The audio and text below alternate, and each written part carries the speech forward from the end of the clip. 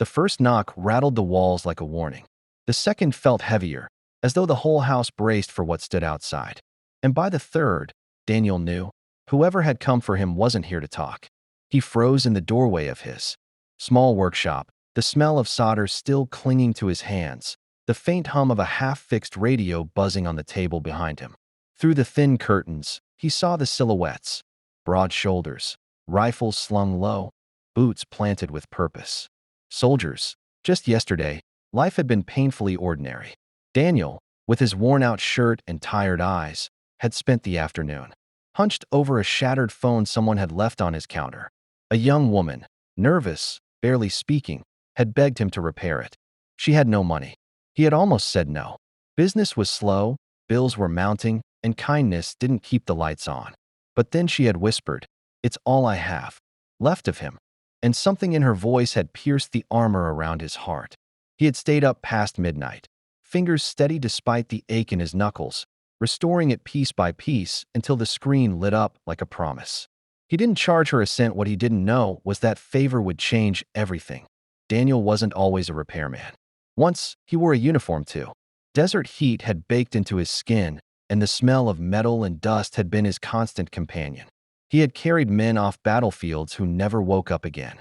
He had seen cities crumble and hearts break, and when it was over, he had come home with nothing but memories too heavy to share. Fixing broken things was his way of fighting back, one tiny victory at a time.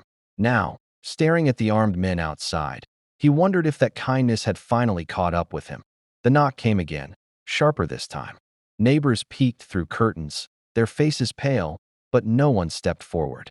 The street seemed to hold its breath. Daniel opened the door slowly, meeting their eyes with quiet steadiness. "Daniel Reed?"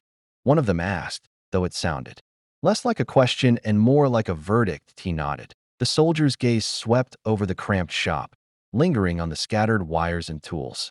"You fixed a phone yesterday," he said flatly. Daniel's heart thudded once, hard, but his voice stayed calm. "I fix a lot of phones." A tense silence stretched between them. One soldier's finger tapped against his rifle. Another glanced back at a vehicle idling at the curb. Something about their posture told Daniel this wasn't routine. Then, without warning, the leader stepped aside, and she appeared. The same young woman from yesterday, her hair now tied back, her stance firm, her uniform crisp. She wasn't a desperate customer anymore. She was an officer. And behind her, another vehicle rolled up, its markings unmistakable, a higher command. She walked toward Daniel with the kind of authority that silenced even her own men. Then she stopped, just one step from him, and said softly, "You didn't just fix a phone. You restored the last message my brother sent before he died in service." The soldiers shifted uneasily, their hard edges softening. Daniel's throat tightened, but he didn't speak. She turned to her men and said, "This is what honor looks like. Remember it." And for the first time in years, Daniel felt seen, not for what he'd lost, but for what he still carried to be why. At the end of the day, the street was lined with people.